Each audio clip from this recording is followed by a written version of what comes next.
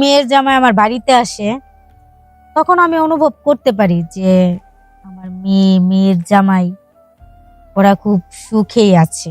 আমারও ইচ্ছে করে সুখ পাইতে, তো কিছু করার নাই। আমিও চাই বিয়ে বসতে, কিন্তু সমাজের চোখে এটা খুব খারাপ একটা জিনিস। মেয়ে বিয়ে দিছি, এখন যদি আমি বিয়ে করি মানুষে বলবে ছি, মেয়ে বিয়ে দেওয়ার পরে মার বিয়ের করার শখ উঠছে। তার সাথে গল্প করতে করতে কথা বলতে বলতে এক পর্যায়ে মেয়ের জামাইয়ের সাথে আমার খুব ঘনিষ্ঠ একটা বন্ধুত্ব হয়ে যায়। মেয়ের জামাইয়ের সাথে আমার ফিজিক্যাল লাইফ হয়, সবকিছুই হয়।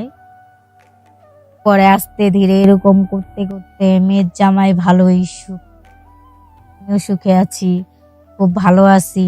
কিন্তু আমার মেয়ে এই বিষয়টা জানতো না যে আমার মা আমার হাজবেন্ডের সাথে এগুলো করে।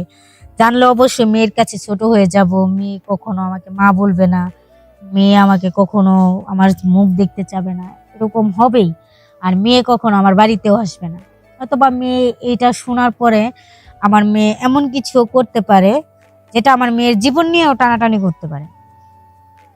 তো সেটা অনেক কিছু ভাবলাম যে মেয়ের সাথে কি আমি অন্যায় করতেছি? নিশ্চয়ই আমি মেয়ের সাথে অন্যায় করতেছি। আমি মেয়ের মা হয়ে মেয়ের জামাইয়ের সাথে এগুলো করি, আমার মেয়ে শুনলে অবশ্যই কষ্ট পাবে। গাইস, আসসালামু আলাইকুম, সবাই কেমন আছেন? আশা করি ভালো আছেন, আর আমিও ভালো আছি। এখন আমি আমার জীবন নিয়ে একটা গল্প বলবো। সেই গল্পটা হয়েছে, আমার স্বামী মারা গেছে। তো আমার নাম হয়েছে নুসরাত জাহান, আমার বাড়ি দিনাজপুরে। এই গল্পটা আমার জীবন নিয়েই। তো আশা করি আমি গল্প বললে সবার ভালো লাগবে, সবাই দেখবেন। সবার কাছে আশা করি আমার ভিডিওটা আপনাদের কাছে ভালো লাগবে।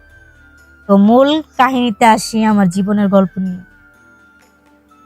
আমার স্বামী মারা গেছে আজকে গত 5 বছর হয়ে গেছে। তো স্বামী মারা যাওয়ার 5 বছর পর মেয়ে বিয়ে দিয়েছি। মেয়েও শ্বশুর বাড়িতে থাকে। যখন মেয়ের জামাই আমার বাড়িতে আসে, তখন আমি অনুভব করতে পারি যে আমার মেয়ের জামাই ওরা খুব সুখেই আছে। আমারও ইচ্ছে করে সুখ পাইতে, তো কিছু করার নাই। আমিও চাই বিয়ে বসতে, কিন্তু সমাজের চোখে এটা খুব খারাপ একটা জিনিস। মেয়ে বিয়ে দিছি, এখন যদি আমি বিয়ে করি মানুষে বলবে ছি, মেয়ে বিয়ে দেওয়ার পরে মার বিয়ের করার শখ উঠছে। তো সেটা ভেবে বিয়ে শাদী বসি না। আমারও মনে চায়, আমার বয়স এতটুকু হয় নাই, স্বামী মারা গেছে 5 বছর, খুব অল্প বয়সে। আমার চাহিদা তো একটু হইলেও আছে। এইভাবে কাটতে থাকে। আমার মেয়ের জামাই আমার বিষয়টা বুঝতে পারে যে আমার শাশুড়ি কিছু চায়, আমার শাশুড়ির মনে কিছু ইচ্ছা আছে। তো আমার মেয়ের জামাই আস্তে আস্তে আমার সাথে গল্প করতে করতে কথা বলতে বলতে এক পর্যায়ে মেয়ের জামাইয়ের সাথে আমার খুব ঘনিষ্ঠ একটা বন্ধুত্ব হয়ে যায়।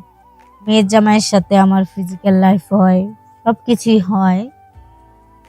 পরে আস্তে ধীরে এরকম করতে করতে মেয়ের জামাই ভালোই আমিও সুখে আছি, খুব ভালো আছি। কিন্তু আমার মেয়ে এই বিষয়টা জানতো না যে আমার মা আমার হাজবেন্ডের সাথে এগুলো করে। জানলে অবশ্যই মেয়ের কাছে ছোট হয়ে যাব, মেয়ে কখনো আমাকে মা বলবে না, মেয়ে আমাকে কখনো আমার মুখ দেখতে চাবে না, এরকম হবেই। আর মেয়ে কখনো আমার বাড়িতেও আসবে না। অথবা মেয়ে এটা শোনার পরে আমার মেয়ে এমন কিছু করতে পারে যেটা আমার মেয়ের জীবন নিয়েও টানাটানি করতে পারে। তো সেটা অনেক কিছু ভাবলাম যে মেয়ের সাথে কি আমি অন্যায় করতেছি? নিশ্চয়ই আমি মেয়ের সাথে অন্যায় করতেছি। আমি মেয়ের মা হয়ে মেয়ের জামাইয়ের সাথে এগুলো করি, আমার মেয়ে শুনলে অবশ্যই কষ্ট পাবে। আর আমি নিজের হাতে মেয়ের জীবন নষ্ট করে দিচ্ছি, আমার খুব বিবেকে বাজে। তো ভাইবা চিন্তা অনেক কিছু করার পরে দেখলাম প্রায় 4 বছর হয়ে গেছে মেয়ের জামাইয়ের সাথে।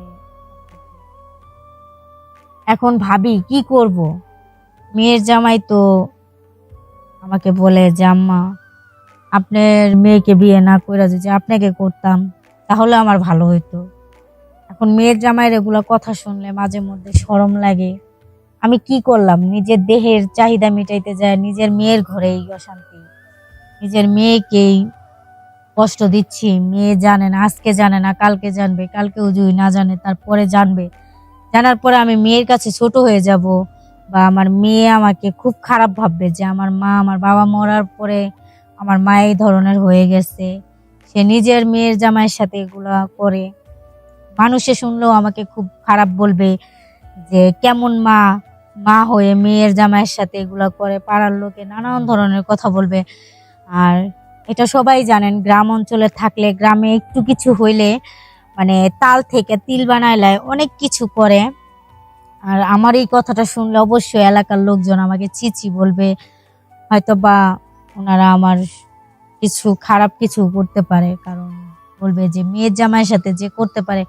কারণ এখনকার যুগে ভালো মানুষের থেকে খারাপ মানুষ বেশি, কারণ ওরা কারো সরলতার সুযোগ নিয়ে অনেক কিছু করতে পারে। এখন আমাকে কেউ ব্ল্যাকমেইল করতে পারে যে তুমি তোমার মেয়ের জামাইয়ের সাথে করতে পারো, তাহলে আমাদের সাথে করলে সমস্যা কি, এরকম ধরনের প্রস্তাব দিতে পারে। তো এখন আমি চিন্তা ভাবনা করতেছি আমি কি করব। এই মেয়ের জামাইয়ের সাথে কি সম্পর্ক চালিয়েই যাব, না ওইটা ওখানেই বন্ধ করে দিব, এটা ভাবতেছি কি যে করি। মানে মাথার মধ্যে কিছু ঢুকতেছে না। আর সবচেয়ে বড় ইয়ে হয়েছে, আমার মেয়ের কানে যদি কেউ বলে বা মেয়ে যদি কখনো কোনোভাবে বুঝে ফেলে, তাহলেই তো আমার শেষ। পরে মেয়ে কষ্ট পাবে অনেক কিছু। মেয়ের জন্য কি করব, মেয়ে আমাকে সব সময় বলবে, খোঁটা দিবে যে মা তোমার জন্য আমার আজকে এই পরিণতি, তুমি মা হয়ে আমার সংসারে অশান্তি লাগাইছো, তুমি মা হয়ে আমার স্বামীর সাথে এগুলো করছো। তো এখন আমি যাই করছি, এটা আমি ভুল করছি, সেটা আমি স্বীকার করি। তো আমি এখন ভুল করার পরে সিদ্ধান্ত নিচ্ছি এই কাজে আর আমি যাব না। মেয়ের জামাই মেয়ের জামাই হয়, তো মেয়ের জামাইয়ের সাথে এগুলো করাটা ঠিক না, আমার মতো ভুল কেউ করবেন না।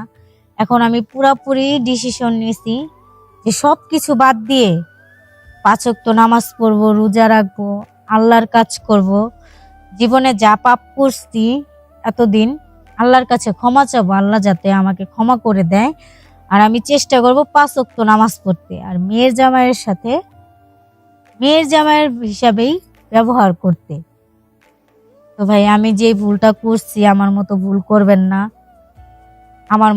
আমার মতো এরকম ভুল কইরা নিজের মেয়ের সংসারে অশান্তি লাগাবেন না। হয়তোবা আজকে আমার মেয়ে এই কথাটা শুনলে হয়তোবা আমার মেয়ে আমাকে কিছু না বলতে পারে, আমাকে না বলুক, হয়তোবা নিজের জীবন শেষ করে দিতে পারে, আত্মহত্যা করতে পারে, বা আমার সাথে কখনো সম্পর্ক নাও রাখতে পারে যে মা হয়ে মেয়ের সংসার অশান্তি করছে, এরকম মা আমার দরকার নাই, এই ধরনের কথাও আমার মেয়ে বলতে পারে। তো গাইস, আপনাদের সবার কাছে আমার একটা অনুরোধ, আমি যেই ভুলটা করছি মেয়ের সংসারে, আপনারা আমার মতো করবেন না। আর চেষ্টা করবেন যাদের এই ধরনের পরিকল্পনা আছে, সে ওই কল্পনাটা ভুলে যেয়ে 5 ওয়াক্ত নামাজ রোজা এগুলা করার চেষ্টা করবেন। তো সবাই ভালো থাকবেন। আসসালামু আলাইকুম। এই পর্যন্তই আমার ভুল।